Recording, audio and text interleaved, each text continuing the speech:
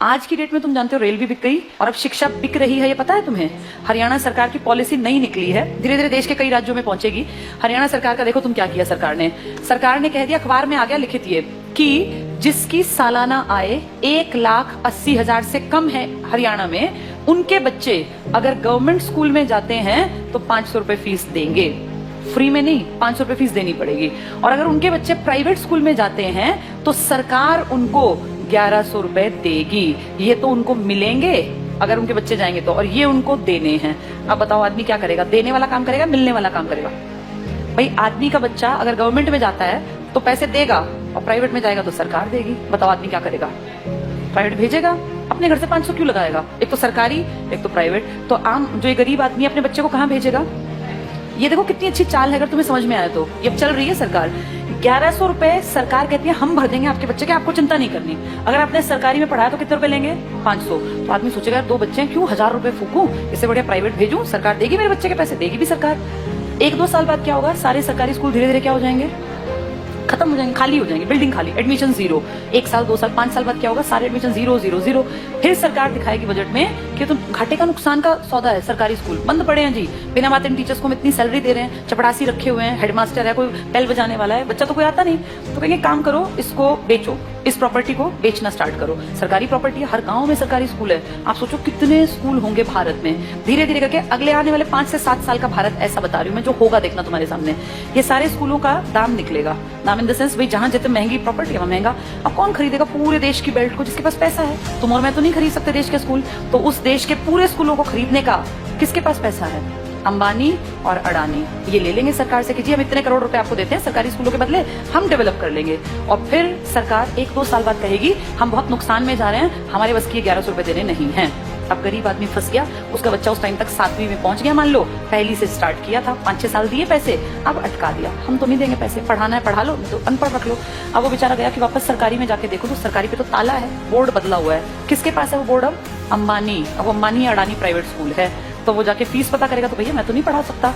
वहां से भी गया और वहां की औकात नहीं है, दोनों गए। आने वाले समय में आदमी वो पढ़ा पाएगा जिसके पास बहुत ज्यादा पैसा होगा। देखते देखते तुम्हारी सारी सुविधाएं सरकार से छीन छीन के किसके पास पहुंचाई जा रही हैं? प्राइवेट। बस तुम्हें समझ में लेट आएगा, जब तक समझ में आएगा फिर चीख चिल्ला लेना, फिर थोड़ी ना कुछ होगा। सरकार वापस थोड़ी ना लेती है किसी भी चीज को, दे दी सो दे दी। मैं तुम्हें अपना एग्जाम्पल देती हूँ। जब मैं जॉब में आई थी ना, उस टाइम पर हमारा पहला बैच था जिनकी पेंशन बंद की गई थी। मैं उसकी खुद, जैसे ही मान लो लाइव तुम्हारे सामने एग्जांपल हूं, जिनकी सबसे पहली पेंशन बंद हुई वो हमारा बैच था। हमें समझ ही नहीं आया कि सरकार ने क्या किया, क्योंकि उस टाइम हमारी उम्र थी 20-21 साल। 20-21 साल के बच्चे को थोड़ी ना पेंशन की कीमत पता है। लेकिन अब जब उम्र बढ़ रही है तो समझ में आ रहा है सरकार ने सब कुछ खत्म कर दिया बुढ़ापे का। तुम्हारे माँ बाप अगर किसी के गवर्नमेंट जॉब में थे और अगर वो रिटायर्ड हैं तो तुम्हें इसकी कीमत पता होगी। पता है इसकी कीमत क्या है? किसी के सामने आखिरी सांस तक हाथ नहीं फैलाना पड़ता। ये है पेंशन की कीमत। आपका बेटा निकम्मा निकले, नालायक निकले, बेटी आपके लिए कुछ ना करे, आपको चिंता ही नहीं। आपकी पेंशन आती है, 5-7 हजार रुपए में झाड़ू पोछा कपड़े बर्तन धोने वाली मिल जाती है। कोई भी एक मेड रख लो, 5-10 हजार की खाने वाली। बुढ़ापे में पैसा बचा के करोगे क्या? अगर तुम्हें सरकार से 35 हजार भी मिलते हैं तो तुम अपने ऊपर खर्च करो ना, क्यों किसी के सहारे बैठे रहना? और जिनके पास पैसे होते हैं ना, बुढ़ापे में वो प्यारे भी लगते हैं सबको। जिसके पास पैसा नहीं है ना, वो बोझ लगता है। फैक्ट है। तुम्हें अपना चश्मा बनवाना है, तुम्हें क्यों बेटा मेरा चश्मा, क्या जरूरत है बेटे की? तुम्हारे पास पैसे हैं, जाओ मार्केट, अपना घूमते फिरते जाओ, अपना टहलते हुए चश्मा बनवा लाओ। ये कीमत बुढ़ापे में जाके अकल आती है। हमारे बैच ने कुछ नहीं किया, मुझे भी समझ नहीं थी, अकल ही नहीं थी। लेकिन अब जब एज बढ़ रही है ना और हम देख रहे हैं दुनिया को, तब समझ में आ रहा है कि सबसे कीमती चीज इंसान के पास बुढ़ापे में पेंशन होती है। मेरे खुद के फादर पेंशनर हैं, तो हमें दिखता है कि पेंशन की जो वैल्यू है ना वो किसी चीज की नहीं है। इतना रखा पैसा आप यूज नहीं कर पाते। महीने के जब वो 30 हजार आते हैं ना, तो आपको लगता है यार मैं तो जब तक जीऊंगा आखिरी सांस तक ये तो आने ही आने हैं, और ये बढ़नी आप फ्री होकर काम करते हैं। लेकिन ये अकल उनको थी जो पेंशन यूज कर रहे थे या बुढ़े थे। पेंशन रोकी किसकी गई? जवानों की, जिनको अकल नहीं थी। हमें थोड़ी ना अकल थी 20-21 साल में कि पेंशन बंद करने से किसी ने कुछ कहा ही नहीं। सरकार ने सीधे कह दिया अब के बाद आगे जो बच्चे आएंगे नौकरियों में उनको पेंशन नहीं मिलेगी। अगर हमें अकल होती, सारे देश के लोग आवाज उठाते तो ना बंद होती पेंशन। अगर सब भाई किसानों ने क्या किया, इकट्ठे हुए तो क्या कृषि कानून वापस नहीं हुए ना? तो अकल हो तो आदमी उस टाइम पे सही डिसीजन ले ले। पर आज अब तुम कितनी कोशिश कर लो, क्या सरकार पेंशन बहाल कर देगी? नहीं करेगी।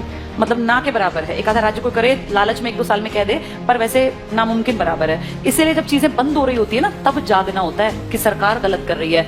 अब सरकार स्कूलों की तरफ गलत कर रही है। इसकी अकल 7-8 साल बाद की जनरेशन को आएगी, जब वो देखेंगे कि पढ़ाने के लिए ना तो सरकारी बचेंगे और प्राइवेट मुंह खोल के पैसे मांगेंगे। अब या तो पढ़ा लो या तो अनपढ़ रख लो, फिर फंसेंगे लोग। प्राइवेटाइजेशन करना गलत नहीं है, लेकिन कुछ फील्ड सरकार को रखने चाहिए जिनमें शिक्षा भी आती है, स्वास्थ्य भी आता है, रेल भी आती है, पब्लिक ट्रांसपोर्ट भी आता है। ये तो हमारी बेसिक नीड है, ये तो कम से कम दो हमें।